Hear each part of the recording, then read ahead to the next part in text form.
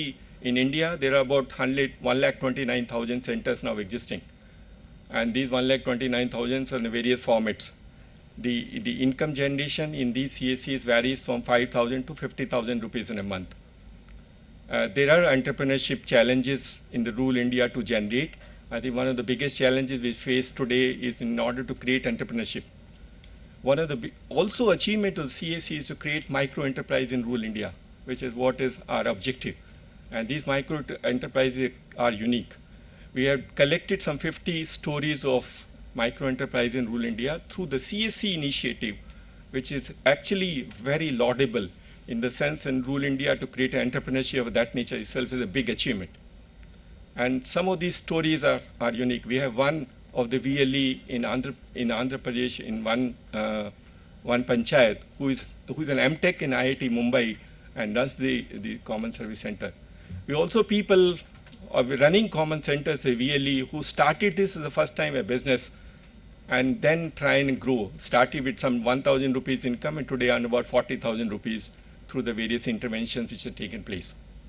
I say the story of CSC creating micro enterprise itself is unique and therefore that has to be taken forward. We do believe that CSC as a movement will make great changes in rural empowerment and creating this framework for communities to come together, collate and collaborate in decision-making process involved in the government. The CSC, some of the initiative which has been taken last year and which are going to add huge values. One, of course, is the banking correspondent thing. Thanks to the Finance Ministry initiative, where they said common service centers can be used as business correspondent across the country for delivery of financial products and services. We are so far about 5,000 of these common service centers delivering business correspondent services. We have submitted applications to about 30,000 people for appointing as BCs, and about half of them, about 16,000 of them has been approved by the banks. It is a long struggle, we all know that, and that's why the team is very excited about it, and we have people struggling at various levels in the hierarchy. Fortunately for the banks, the engagement of BC in rural India is still look like a project.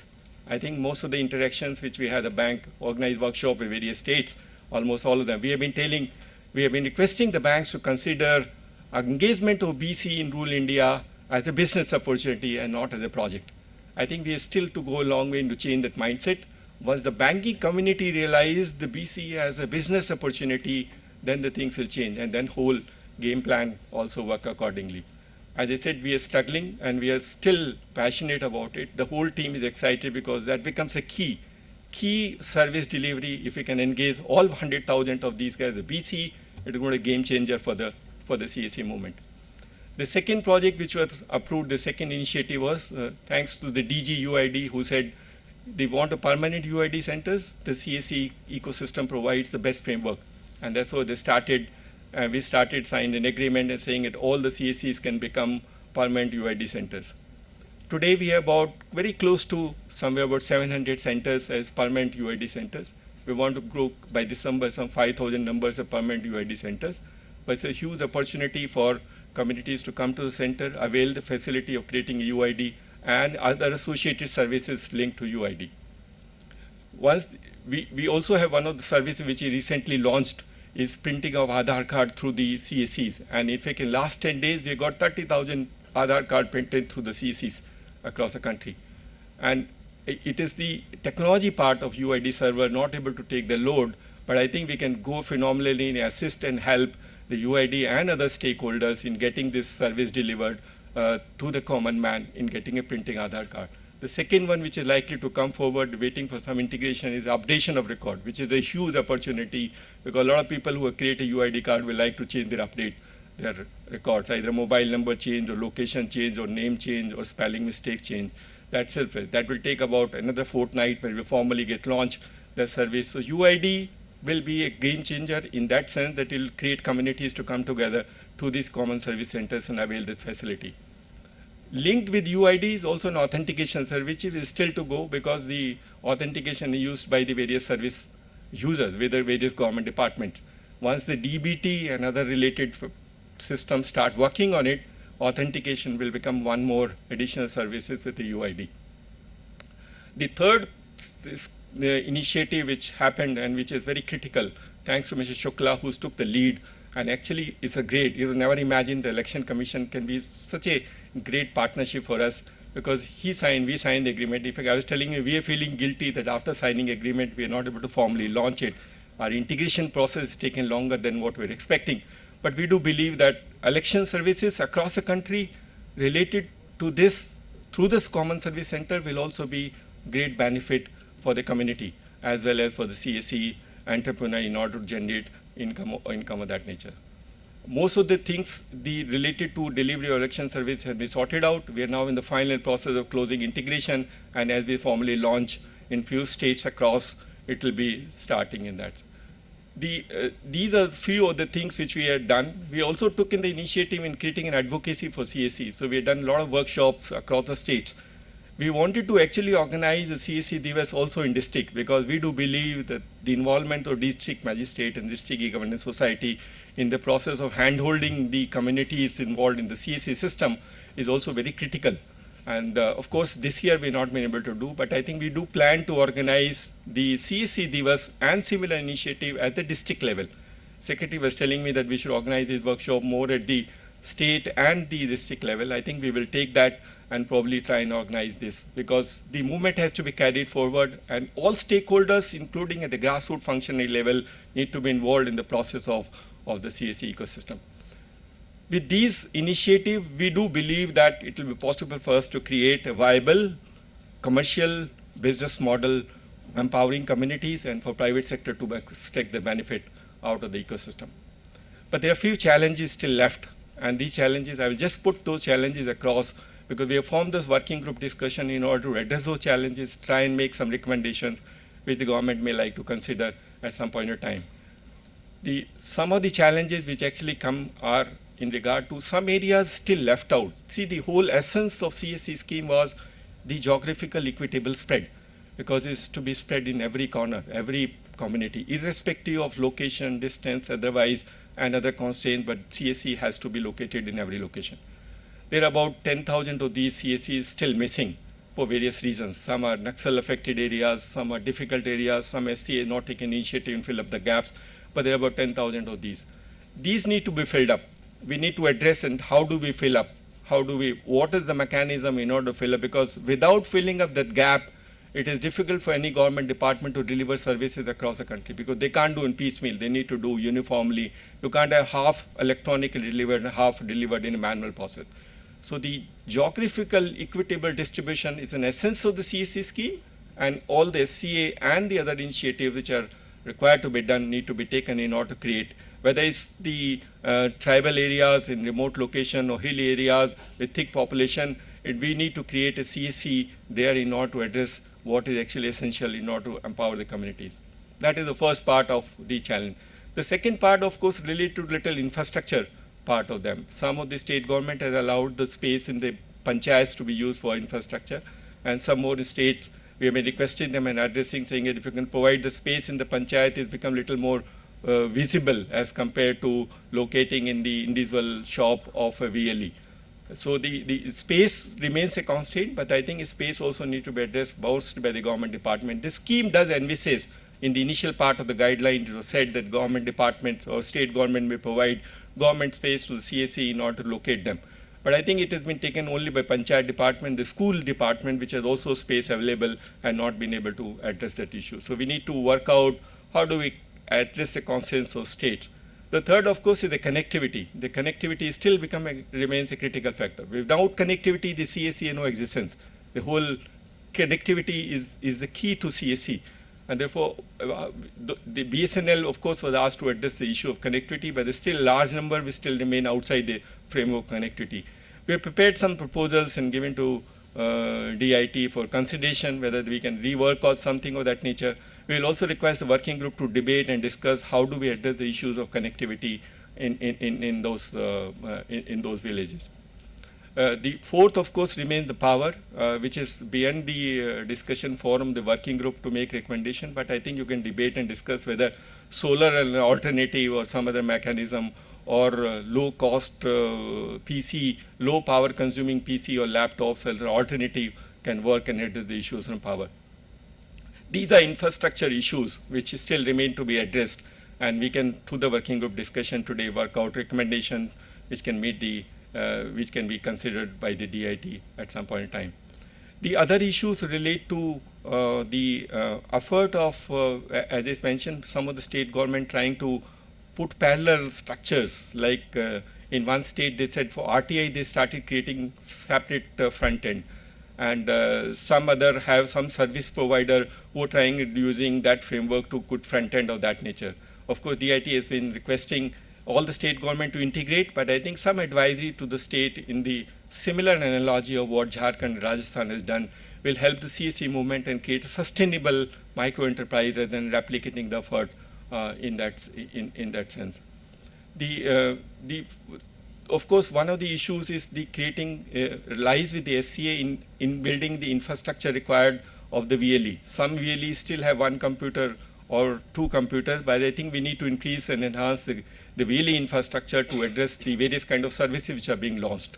And these services will need a better infrastructure quality to meet the expectations of the community living in that area. So the SCA need to address that issue, that how to enhance the infrastructure available based largely in computing infrastructure available at the common service centers. The last but not least, see, across the country we are seeing the CSC really enterprises, where the entrepreneurship is required to be built in, takes a little longer time, and this longer time needs capacity building on a continuous process. Fortunately, the CSC governance board last meeting has approved setting up a CSC academy. Hope that initiative will try and add the nuances of creating entrepreneurship in rural India through the VLE, and those who want to set up the VLE subsequent, become the VLE and set up the CSCs across the country. Last, there are two areas which we still not able to really provide and cater to the community. One is on agriculture. We still have not built up a commercial model for delivering agriculture services through an ICT framework. And the second is health. We still have not worked out any commercial model for delivering health-related service. We're doing some pilots here with Medanta Hospital for telemedicine and with Apollo Hospital with telemedicine, but teleconsulting basically, but still a commercial model has to evolve. So one of the working group actually can debate, is it possible to devise a commercial model for extending these services through the ICT framework to rural communities and using the CSC.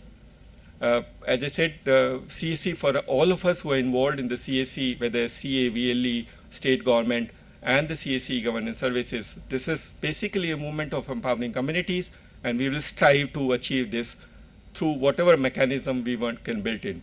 Our CSC governance, one of the objectives to build in interrelationship with various service providers. We actually ask many service providers who have innovative products to use the CSC network as long as the community is willing to pay.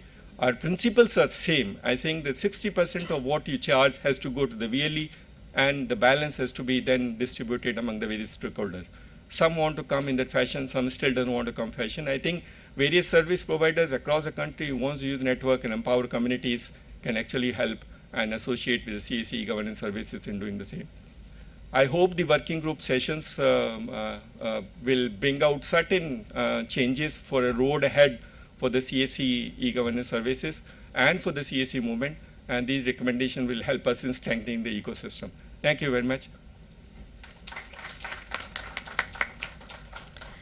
Thank you, sir, for sharing with us the vision of the CSC scheme and how CSC SPV is further promoting it. Ladies and gentlemen, as Shri Anurag Jain has to leave, he has a pressing engagement, so we are doing a slight rescheduling of the inaugural session. And as I invite him, we all know that it is not possible to have banks in the remotest part of the country or in all the villages. And that is where CSC as a platform plays an important role in extending the financial services, and the banks can expand and extend the outreach of their financial services on the platform of CSCs. So how is the government working towards it? Would like to invite Shri Anurag Jain, Joint Secretary, Department of Financial Services, who has also been the IT Secretary of Madhya Pradesh, and in fact he was one of the core architect of the CSC structure in Madhya Pradesh. Inviting him for his address.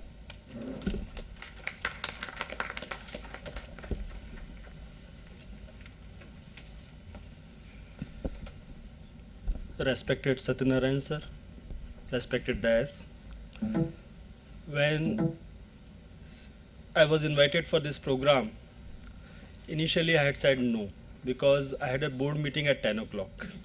But then Mr. Dinesh Tyagi talked to me again. He said that, sir, whatever happens, we would relieve you by 9:30, 9:40 so that you can be there on time for the board meeting. And since I was associated with CSC since the very infancy, at that time I used to be Secretary IT, so I could not really control myself. I said, okay, for half an hour, 45 minutes, if you can relieve me, it's worthwhile to come.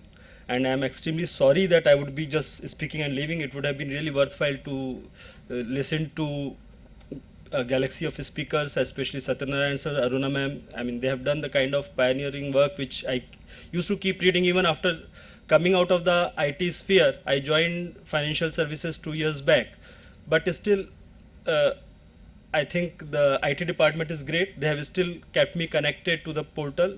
I keep getting the updates of what's happening in the IT department, so I get to know what's happening. So it's really a great feeling that CSCs have really started maturing a lot. Before I move on to the banking part, I would share a little bit of what we were able to do in Madhya Pradesh. I remember after taking over as Secretary IT, the first dispute which I had to resolve was we had a company called MP Online, which was making losses because they did not have the extension points. They had hardly about 400-500 extension points at that point of time. And CSCs did not have services, but they had been created almost against a target of 9,200, almost about 6,000-7,000 had been put in place, but without many services. And they were fighting because MP Online had opened certain centers somewhere, which CSC said that it was part of their monopolistic regime. So I said, why do you have to fight? I just fail to understand. MP Online wants the extension points and you want services, why don't you converge?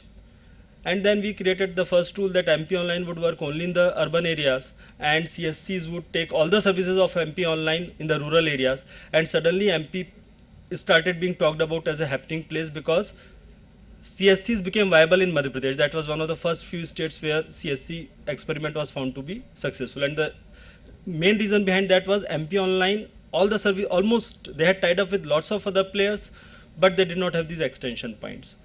Immediately thereafter, some of the CSCs started becoming viable. Then I remember there was a workshop in Bhopal where RBI came and talked about banking correspondent model. They talked about some little mass and Fino technologies. After looking at their model, I said, you want a new person to come in, invest about 25,000 rupees in their handheld devices. Thereafter, the person is expected to spend full time throughout the month.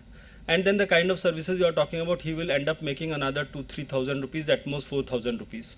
Now, if you deduct the payments to be made towards the capital investment, then what amount he would be left with? For 2,500, a person would say, I would be better off working under NREGA rather than running the risk of not making the money. So we have a CSC. Why don't you make convergence? For him, whatever revenue comes, it's a marginal revenue. And for him, the investment is already there. He has a computer, he has an internet connectivity. Probably the only additional input required is that fingerprint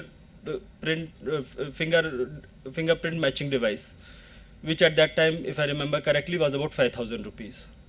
So then we started writing to RBI. It took almost 1.5 years before we were able to get RBI's nod.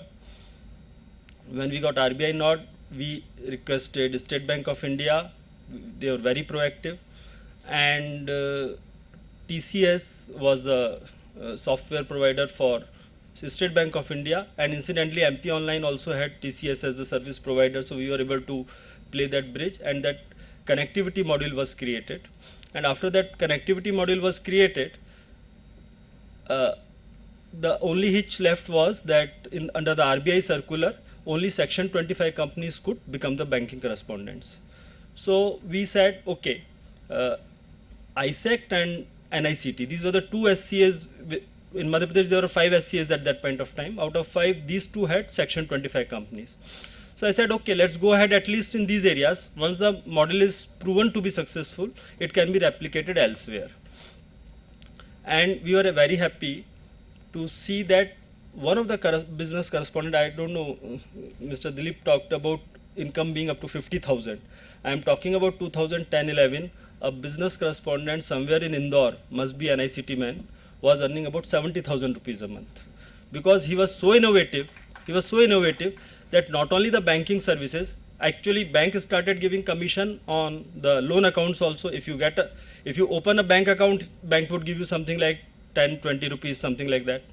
On transactions, they'll give you some money, but they would give a lot of money on successful loan transactions. So he became a real entrepreneur. He started convincing people, why don't you take loan from this particular branch? He started keeping forms, etc. He really became a banking correspondent. In addition to that, he also connected himself to the Sher Khan portal. So a lot of income was coming from Sher Khan portal. I was really amazed at the entrepreneurship that person had.